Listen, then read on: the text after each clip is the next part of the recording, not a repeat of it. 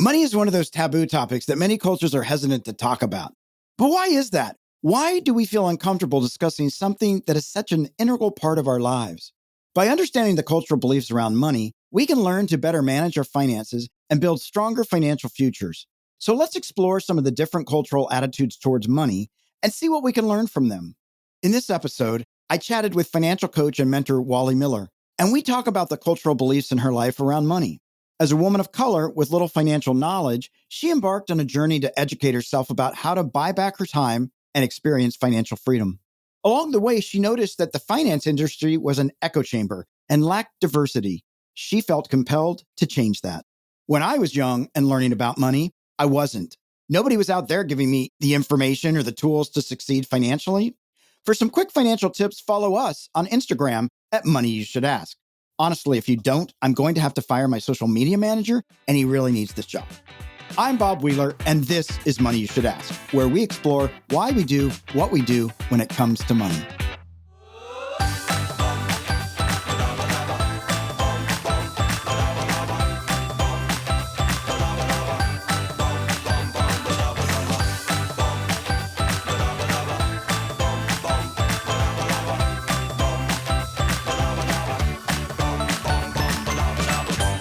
Walli Miller is a financial coach who teaches women how to take control of their finances and secure financial independence through balanced spending, saving, and wealth building without deprivation.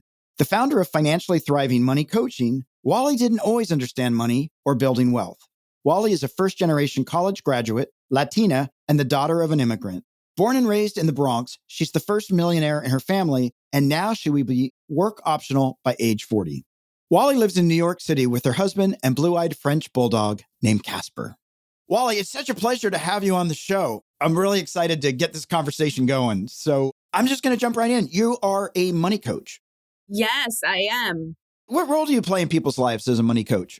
Well, first, I will say that it took a while to get here because I wasn't always good with money. I started really in the personal finance space. As a freelance writer, I got really interested in personal finances as I was sort of transforming my own sort of economic mess that I had made. And as I was making changes and getting really inspired and learning some really great things, I really wanted to have a voice and share my experiences and teach people through my writing. And so I became a freelance writer. Then I started this blog, and one of the interesting things that happened is that people would email me and ask if I did like consultations. And at that point, I did not. And I was just like, no, I don't. But, here's some resources, here's some books and podcasts and YouTube channels that I really enjoy. But, during the pandemic, there were a lot of people who were hurting and a lot of people who wanted that one-on-one and wanted to figure out what to do, what their options were. Then I discovered this term financial coaching. And that was when I decided to offer it. And it's been a great couple of years. Okay. Now, you describe yourself as a money nerd. Like, how long has that been going on? Has this been like since an early age? I would say that I've always had sort of a list of my expenses and my income. I thought I was always good with money. I would watch like Susie Orman retirement specials for fun. Although I didn't always understand everything and I didn't know how it related to me, I was always interested in it. I will say once I began on my financial wellness journey, on my investment journey, on my FIRE journey, if people are familiar with that term, which simply stands for Financial Independence Retiring Early. Once I started there, that's when I really sort of went down the rabbit hole and really became a money nerd for sure. And do you think the interest in money, it was because money was so easy in your family and you just were so comfortable with it? It just was something that came so naturally to you? Oh, I wish that was the case, but it definitely was not. So a little bit about my background. I am born and raised in New York City and actually raised in the poorest borough in New York City, which is the Bronx, right? I come from a Latino household. My mother's Puerto Rican, my father's Ecuadorian, and we didn't really have conversations around money. Especially money was something that was an adult topic. And if adults are talking, the children need to be quiet and not ask questions.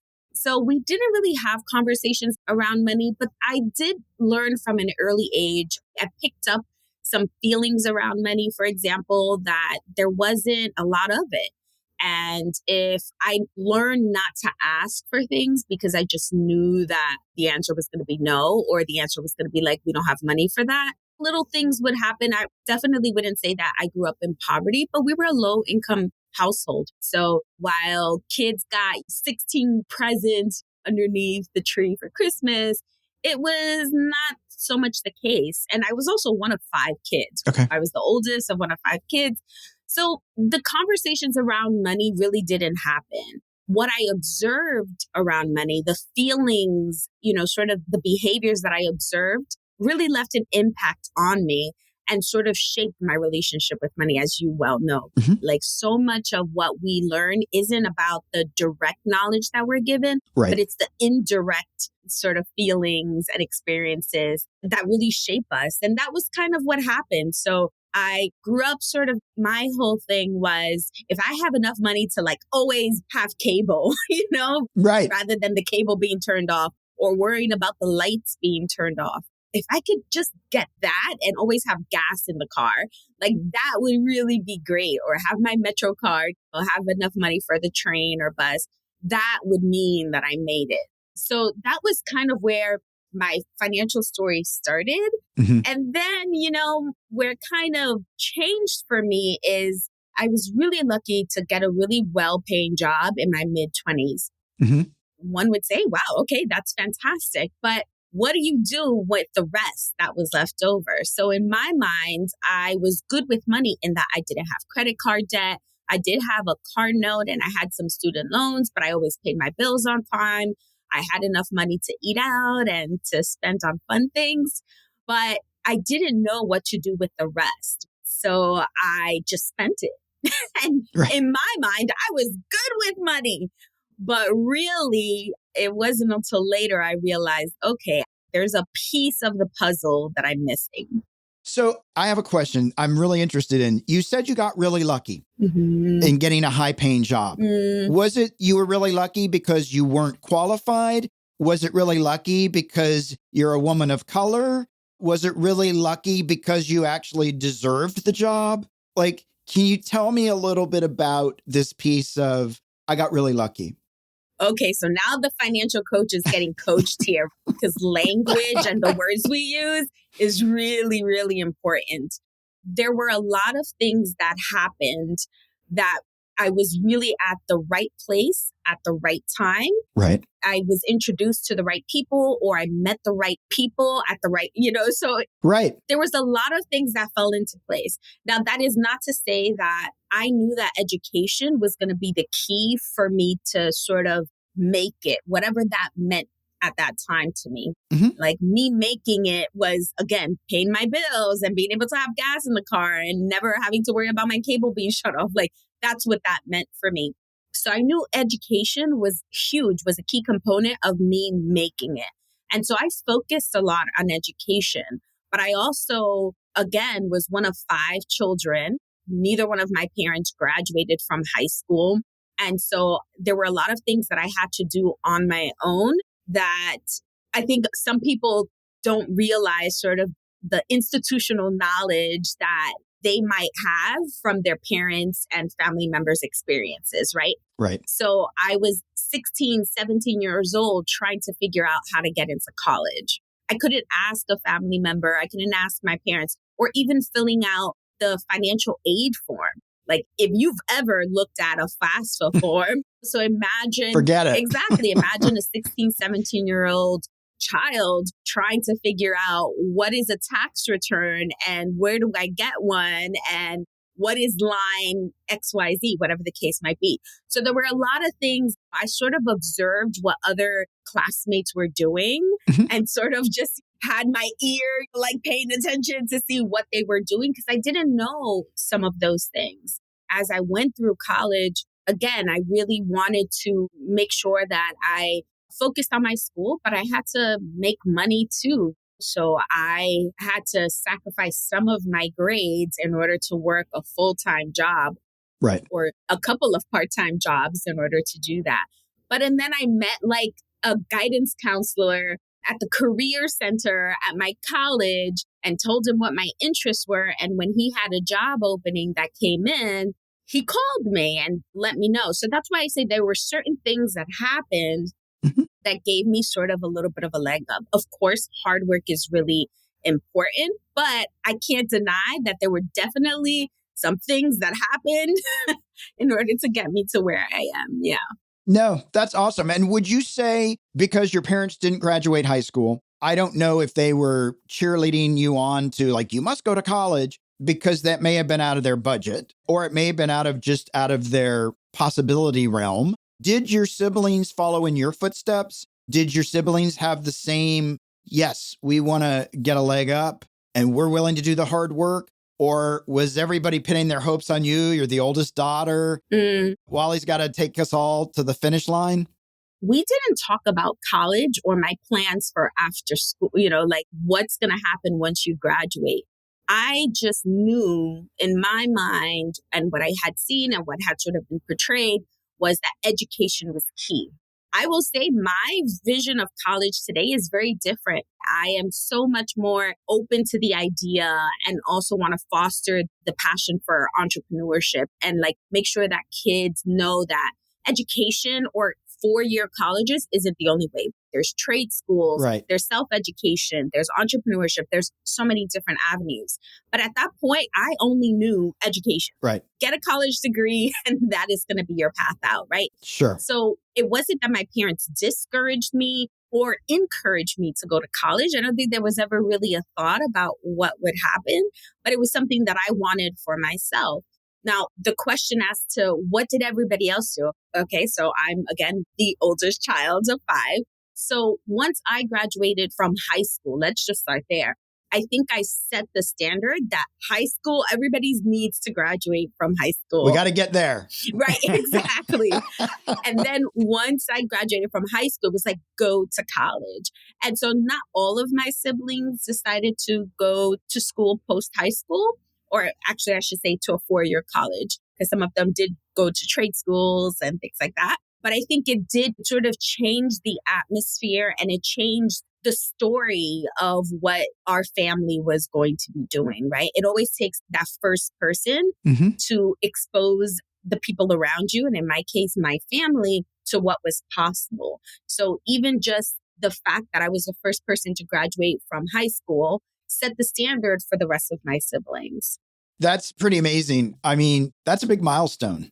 Yeah. And I think it's one of those things where sometimes it can be underestimated, the value of like seeing someone before you succeed, right? Yeah. Or even seeing someone before you fail, because it can go one of both ways. If you see someone before you maybe not make it, you're either going to say, I'm going to be the one to make it, or you say, if they didn't make it, neither can I, right? Right. So it's one of those things where it's just like, you never know. But I think setting that example, having people around you who look like you, who sound like you, who have similar backgrounds is really, really important. And, we can talk about representation, right? Yeah. Even when I was on my financial journey, I remember listening to people's story and not necessarily connecting with the advice, because a lot of the advice was for people with debt, for example, or who were stuck in credit card debt.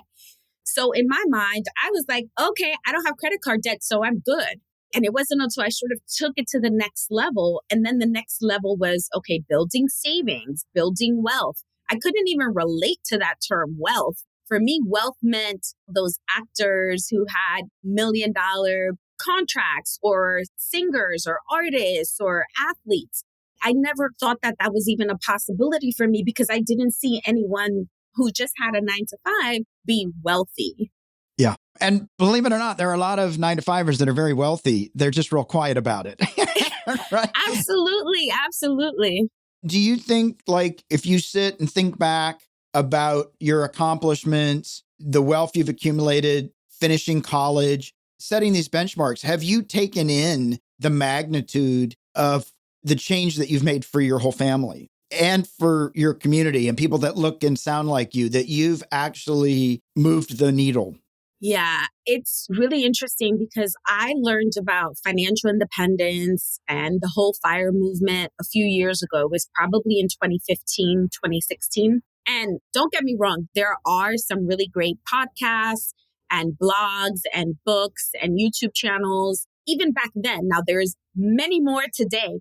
But back then, the people who were the loudest voices, the people who I was introduced to and really changed my life, generally were male, generally were white, and probably were in some sort of tech field or engineer or something like that, right? Yeah. So I still learned from them, and it again changed my life. I learned so much, but I thought it was important, which was why I decided to start the blog and why I started to write for sites like Clever Girl Finance, because I thought it was really important to show that it wasn't just one segment of the population that could achieve it. Yeah. That FIRE didn't just look like one type of person. That first, you could be a woman. Second, that you could be a person of color.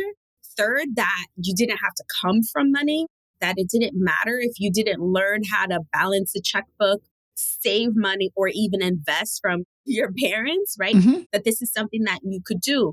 And today, I will say I could list off probably a dozen or more people who are people of color, who are women of color, who are now talking about finances. But back then, there wasn't a whole lot. And I think whether it's a profession or a goal, sometimes it can feel like that's only set aside or available to a certain segment of the population. Mm-hmm. And this is, again, why I say like setting that example, sharing our stories, and of course, your platform of just like listening to how different people achieve their financial goals and what their money stories are is super important, because the more stories, the differences that we can hear, someone will relate to it. And I think that is what it's important.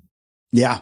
I have a question that when you told me you decided I'm going to be a money coach, this is it. Either your voice or people around you, was there ever who are you? Who are you to go out and be this person, right? Who are you? You didn't grow up with money. You're a person of color. You're a woman. You grew up in a poor neighborhood. Like, who are you?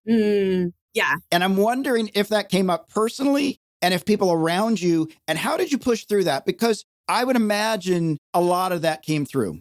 I think it was a combination of a couple different things. First, I will say that even though I'm an introvert, I'm confident and I'm not shy. And I think as I started learning more about personal finances, particularly the investing piece, because I think it doesn't matter where in the planet you live, everyone knows that you're supposed to save for a rainy day, right? Mm-hmm. You harvest during the tough seasons, right? Yeah, exactly. Everybody knows that. Mm-hmm. But I think one of the pieces that I was missing and that seemed very foreign and unavailable to me was that investing piece. So I'm going to talk a little bit about the investing side. I mentioned earlier that I didn't really connect with the term wealth or being wealthy. And it wasn't until I started to really dig deep into what being wealthy meant to me, because I defined it as rich. I defined it as the fancy cars, the big houses. And there's a difference between being a millionaire and wanting to spend $1 million, right? Yeah. And that was sort of like the first thing that I had to realize. Like, did I want to spend $1 million, or was I really searching for going beyond just like that financial survival, right? Yeah. To be financially thriving. I wanted to go beyond financially surviving to financially thrive. And so when I sort of learned that investing didn't have to be so complicated, and that there are 9-to-5 millionaires, that there are 401k millionaires, I needed to learn, how did people get there? What steps did they take in order to achieve that? So that was sort of like one piece. Like, I was just curious and I was hungry, but I didn't necessarily believe that still it was possible for me. Right. But I was like, okay, I'm going to learn, because no matter what, even if I don't reach X number, I will be better off than where I am today. So that's like the first piece. The second thing is, you asked whether or not there were people when I started with the financial coaching who thought, well, you didn't always get it right. Actually, I was a big spender, right? I mentioned I paid all my bills, but I spent every dollar that I had. And it wasn't until I received back in the day, a few years ago, the Social Security Administration, what they would do, I think, is after 10 years of working, they send you that statement Right. and show you what all your earnings are, your lifetime earnings. That was my aha moment. When I received that, I was like, I don't know, maybe 27 or 28 years old, and it showed my 10 years of work history. And I added up the amount of money that I had made throughout my whole life, like my job at Burger King to my job through college, through now the job that I currently had. And I added up the amount of money that I made. And I realized I had nothing to show for it. Sure, I didn't have credit card debt, but not having credit card debt was such a low barrier to entry. Like, what does that mean? And so it was at that moment that I realized that I needed to do something different. But I also didn't appreciate, or I didn't connect with, like, the ultra frugality. I was like, I didn't want to sacrifice being able to go out to eat or vacationing or whatever the case, spending on the things that I valued and the things that I brought joy in order to sacrifice my way into being wealthy. So I wanted to find, was there a balance? Was there a way to also spend money on the things that you truly enjoy, the things that you truly value, while also saving and investing for the future and building wealth? And when I realized that there was a way to do both, that was where I fit in. Because the personal finance advice of, okay, you're bad with money if you have credit card debt and everybody else is good, I couldn't relate to. I was like, okay, well, I'm good with money. Like, I couldn't really Right. absorb that information. Right. But and then I couldn't agree, or I didn't connect with, okay, you could be a millionaire just quite yet. But I was like, okay, there's like this middle portion here where it's like, I could live a good life now, figure out what is truly important to me, spend money on that, and then the rest I can use to build wealth. That was what changed my life. And so what would you say to people that are sitting there hearing your story saying, okay, yeah, I don't have a lot of credit card debt. I'm not making a lot of money. What are the steps I need to take to start walking me to an early retirement so that I can wrap it up or I can have passive income? What are some baby steps that can move me in that direction? Because a lot of people will sit there and go, well, no, I'm going to wait for that big bonus. Oh, I'm going to wait till I get this other job. Yeah. Or as soon as Christmas is over, right? And then those things never happen. Yeah. So I love this whole idea of paying yourself first. I think one of the things that also sort of helped me really get motivated to find my freedom is what I call it. Being able to work towards financial independence was realizing that if I continued to live the way that I was living, which was, okay, yeah, paying my bills, but and then spending every dollar that I had, that I was going to have to work forever to be able to do that. I was going to always have to work in order to pay my bills and in order to spend the amount of money that I had. And although I had a career that I really enjoyed and felt passionate about, I didn't like certain aspects. For example, having to ask for vacation time or only having a certain amount of vacation time available to me. Mm-hmm. And so I remember we also went through sort of a change in leadership, and it didn't dawn on me how important the leadership of the company or the organization was. I didn't appreciate how good I had it until it was a bad one. And I realized, okay, well, I could just switch jobs. I could go to a different organization or to a different company. And then I thought, well, what if it happens there too? And so when I discovered financial independence, I realized that there was a way for me to fund my financial independence, my financial freedom, that I could buy back my time. Because even though I enjoyed my job and I felt really fulfilled in the work that I did, I couldn't imagine doing the same thing until I was 50, 60, or 70 years old. And it was at that point that I could say, okay, let me figure out what is that point that I'm missing. And so, yes, understanding truly what your income is, understanding what your expenses are, and the difference between what you have left over after you have your essential expenses, then you can start designing the life that you want. And also using that money to be able to setting money aside so that you can fund those future goals. And some of those future goals could be short term, perhaps in 6 months, buying a vacation, perhaps in 2 years, buying a home. But I also wanted to, was there a way for me to guarantee that I could retire at the age of 60? And then I said, could I do that at the age of 55?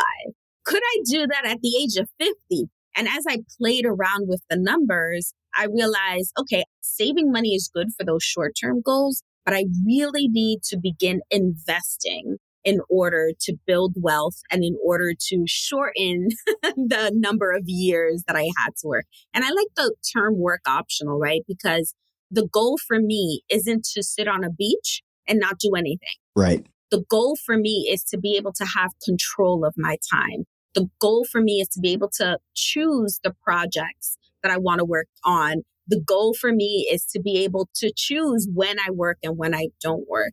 But learning that investing piece was really important because as I started to build wealth for myself, I then realized, wait a minute, can I now build wealth for others in my family? Mm-hmm. And so it's like, hold on a second. Maybe I can start investing for the nieces and nephews in my life. Maybe I can start investing in a way so that when my parents are ready to retire, I don't know if it'll cover their whole retirement, but I can help them because they may not have enough for a retirement that would be comfortable, for example. Yeah. And did you experience any guilt around like, I've got all this wealth. The rest of my family didn't get the memo. They didn't get the lucky breaks. They didn't get the opportunity to work as hard. Maybe I need to just actually take all that extra money and hand it out to everybody else because it's not really fair. Yeah, it wasn't the wealth. It was the income. And so for me, I mentioned that early on, I was in my mid-20s. I was able to negotiate a salary. And really, it was because I had learned that you just negotiate for everything. You negotiate for a car bill or an invoice. You negotiate for internet expenses, cell phone. And so I just negotiated my salary and was able to start off. Well, when I switched jobs, I doubled my salary. So I started off at already a pretty good salary. And as that slowly increased, I remember I was about to go from making about $94,000 a year to making $100,000. Now, the difference between $94,000 and $100,000 is $6,000. Is not a lot, right? Not a lot. I lived in California, actually, when that happened. So that basically was going to go in taxes. Yeah. But there was something about being a six-figure earner that really, it was something that I kind of wrestled with. And a lot of people don't understand like why I would feel guilty or shouldn't you be happy? But there was something about earning six figures that made me feel guilty. There was a part of like, but wait a minute, I enjoy my job. I'm having a good time. It's not miserable. There was that part. Like, how could you enjoy your job and make that amount of money? There was also a part of me that thought, my parents have never made six figures, right? This is more money than they've made ever. And here I am. I was single, no children, no husband, I was making that amount of money. And that was where some of that guilt came from. I thought maybe people would think that I was unrelatable because now I was the other. This was also during the time where there was a lot of talk about the 1%. And I was like, am I a 1%er? So I fall into that category. And of course I did not. But, there was just a lot of shame. There was a lot of shaming about who the wealthy were. And I will say, I did not consider myself wealthy at that time. And I wasn't, even though I was about to earn six figures. Again, I was spending every dollar that I had. Right. So I was not by any means wealthy, but the wealth guilt came from the income. And once I was about to cross that line into the six-figure mark, that was when, rather than being excited about it, I remember feeling heavy. I remember feeling guilty. I remember feeling, it wasn't necessarily shame, but it was just, there were a lot of questions like, do I deserve this? Yeah. Well, I think maybe the answer would be yes, if we... I wish it was that simple, right? Yeah. My mindset, there was a lot of sort of thought work that I had to do to try to figure out, first of all, why did I feel the way that I did? And I think particularly if you come from a lower income family, if you come from a lower income household, of course you want to make it. Of course you want to get off the struggle bus. But, when I think back on it now, I think it was just sort of thinking about The amount of money that you make isn't based on how hard you work, because my parents were really hardworking. Right. My dad worked 6 days a week, his whole life, 12-hour days. So it wasn't equated to how hard you work. But, sort of sitting with that and coming to understand that things sometimes aren't fair. Yeah. It's not how hard you work isn't always reflected by the amount of money that you make. So just kind of coming to terms with that. But I also realized, and I had to really say to myself, like, you do deserve this. You worked hard for this money, right, and you can do good with it. And I think you sort of repeating that to myself, that just because I was making X amount of money did not mean that I was going to become greedy or that I was going to be selfish. I could do good with money. And of course, it took me a couple years later, because unfortunately, I can't say that changed the way I spend money. But it really helped me saying that line, which was, I could do good with money. I could make a difference with money, really helped me come to an acceptance. And then once I did get my financial things in order, I was like, wow, now I'm in a place where I could really accept the money that's coming to me, because I know that this is not only going to change my life, but it's going to change the whole family lineage, right? Yeah. Imagine the next generation not having to take out student loans, or not as many student loans, or being able to help a sibling or a niece or a nephew start their own business. That was when that shift really happened for me. That's so awesome. That is so awesome. Well, Walli, we are at our Fast Five. The Fast Five is brought to you by Acorns, where you can invest spare change, bank smarter, save for retirement, and so much more. For more information, you can check on the links in the show note. All right, Walli, so we're just going to go down and dirty. What do you think your husband would say you spend too much money on? Ooh, my husband, let's see, probably he would say I spend too much money on handbags. Probably handbags. And it's not because now I buy a lot of handbags, but the type of handbags that I buy tend to be a little bit more expensive. So he doesn't get it. Now, would he be right or is he wrong? No, for 100%. I don't think it's too much money, because I think when you know what your goals are and you can spend freely on the things that bring you joy and the things that you enjoy, as long as you're reaching your financial goals. And that's kind of what I say to him and even to my clients. No one can decide what you spend, what's important to you. Only you can decide that, as long as it's not going to derail you from your plan. I love that. I love that. Do you and your husband talk about money regularly? And do you share the same values? I think this is really important. The answer is yes. I think that when you have a spouse where your goals are aligned, I will say I'm definitely more of the spender. My husband is a little bit more frugal for sure. But because we have the same goals and we know the goals for our lives and our financial goals and things that we want to accomplish, it just makes it so much easier. Yeah, absolutely. In 3 words, describe how financial independence feels. Liberating, secure, and it feels good. Nice. Feels good. What was the first time that you felt like you were truly financially thriving? Like, when did you say, oh my, I'm on the path? So we have reached some great financial milestones in the last couple of years. But I remember when our investments hit the first 500,000, it really made me feel good. Like, it made me feel better than when we hit 600 or 700 or 800,000, like the first 500,000, because I knew that there was no stopping us, right? Yeah. Maybe there might be some delays because of the market, or maybe we decided to invest a little bit less, but I knew that there was no stopping us. And the feeling of knowing that I could design the life that I wanted, spend money, yes, on those things that we have to spend money on, like a roof over our head and keeping the lights on, but also spending money on the things that bring us joy, like traveling and seeing our families and eating out and experiencing the city. But also knowing that we were preparing for the future. I think when we hit that $500,000, I was like, wow, we're good. We're good. We're good. What is one easy way to save money that people miss a lot? Negotiating.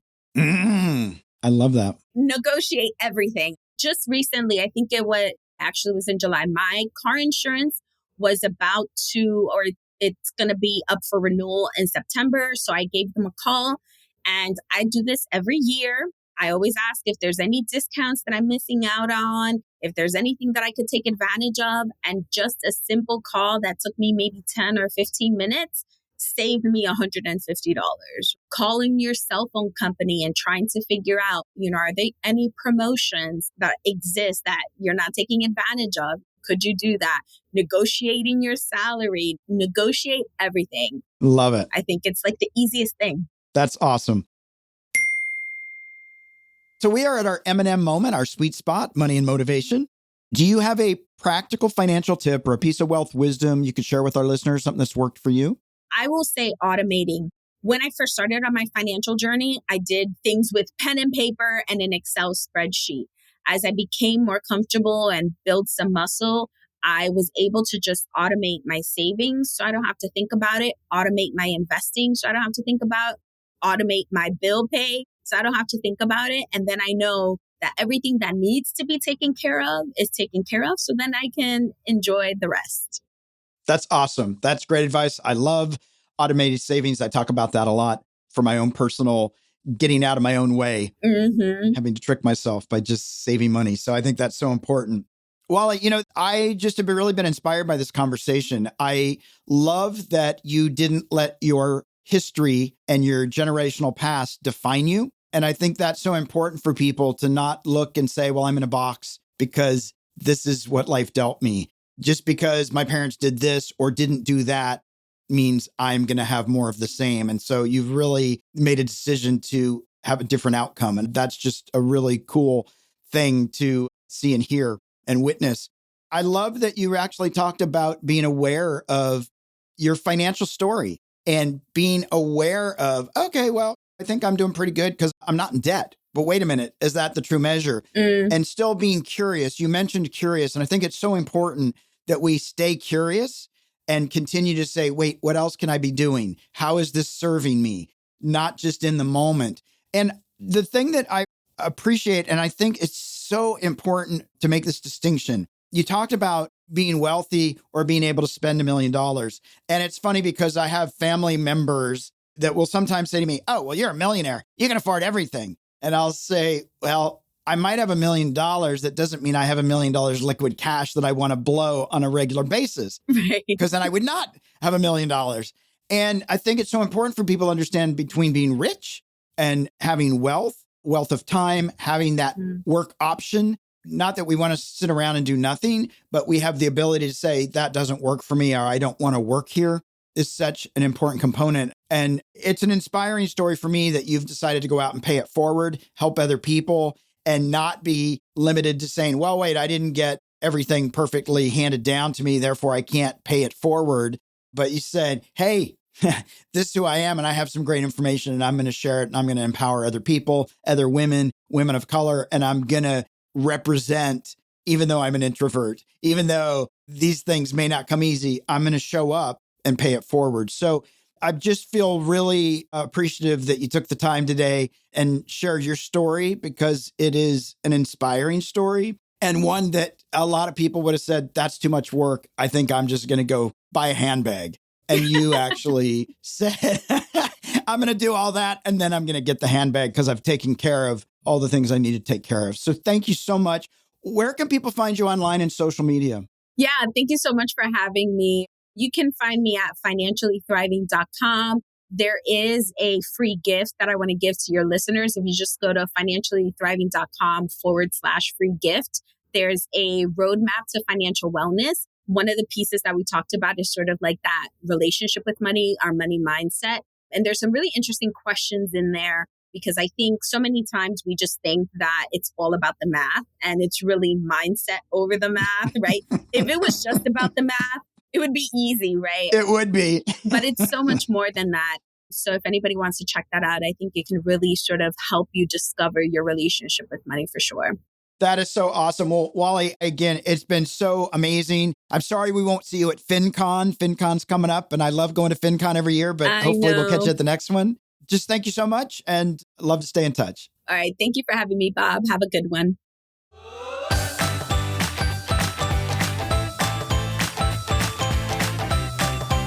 We hope you enjoyed this episode. Did you learn something new about your relationship to money today? Maybe you have a friend who has some financial blocks or beliefs that are holding them back. Please share this podcast so they too can get off the roller coaster ride of financial fears and journey towards financial freedom. To learn how to have a healthy relationship with money, visit themoneynerve.com. That's nerve, not nerd. We'll be back next week with another perspective on money and the emotions that bind us.